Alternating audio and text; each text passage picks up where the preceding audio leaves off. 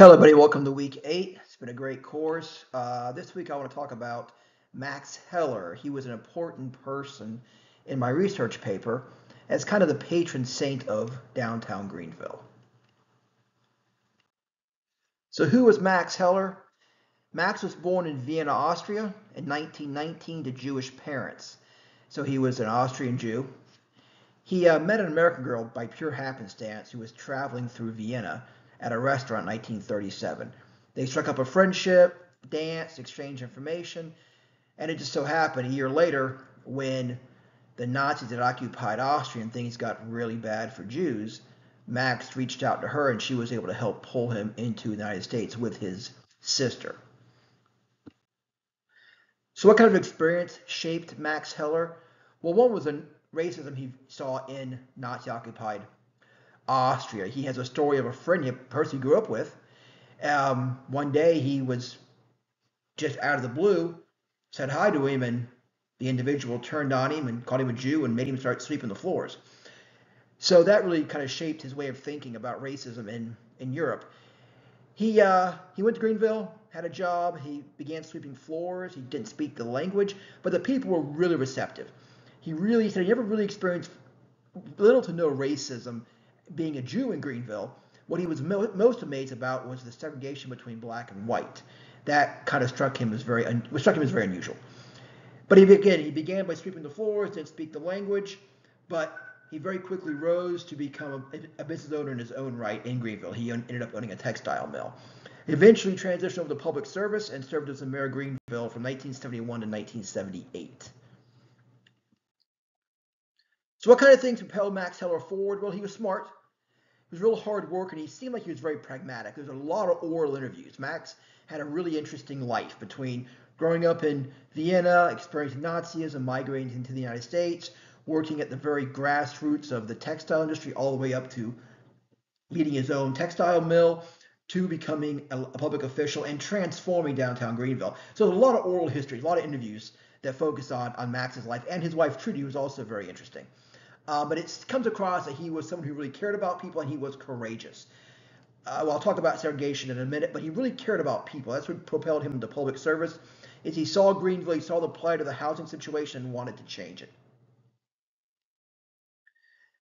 So Maxwell was a change agent. How was he a change agent?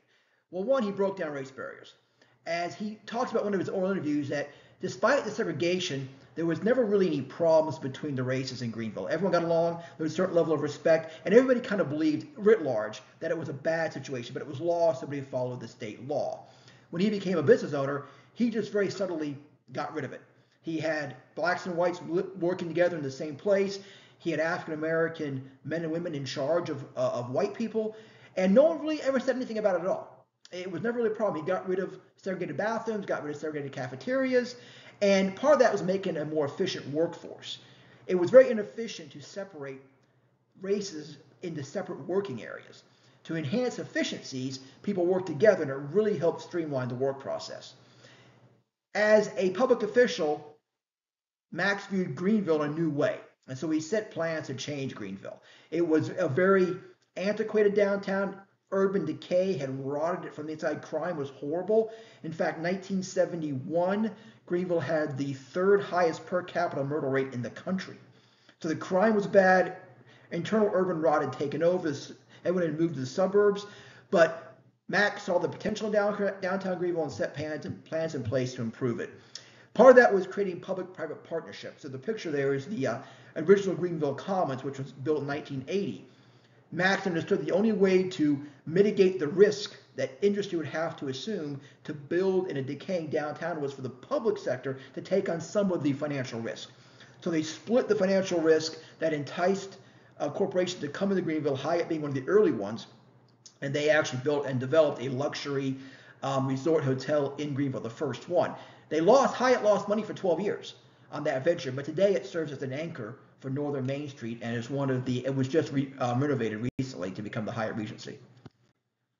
So what's Max Heller's legacy? Well, he's known as the patron saint of downtown Greenville. He created a situation in downtown Greenville on Main Street, where Main Street went from being a pass-through, a 4-lane pass-through, to a 2-lane destination.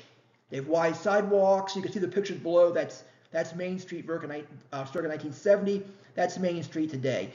He came up with the idea to plant trees, widen the sidewalks, give it a European feel, and now it's a shaded place with lots of festivals, lots of stores, lots of commerce, lots of business. And that extended out to other parts of downtown Greenville, including Reedy River Falls Park, the West End. It is now viewed as a model of urban renewal. Downtown Greenville is great. My family loves it. We've been there many, many times. And it has gone from, again, a horrible state of poverty and crime to being one of the best downtowns really in the country. Now, here are my sources. Thank you all so much. I really appreciate it. Good luck on your, hope you all's papers went well. Good luck in this last week. I really enjoyed the course.